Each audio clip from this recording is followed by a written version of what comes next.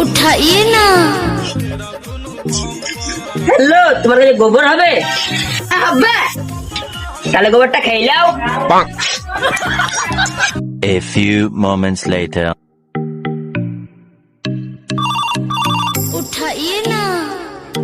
আজকে তোমার কাছে কি গোবর হবে? হবে। তাহলে গোবরটা খেয়ে নাও।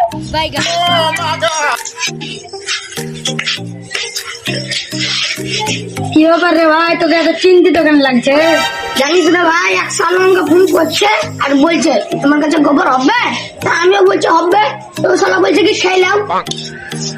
এবার যদি ফোন করে তাহলে বলবি গোবর শেষ হয়ে গেছে। ঠিক আছে।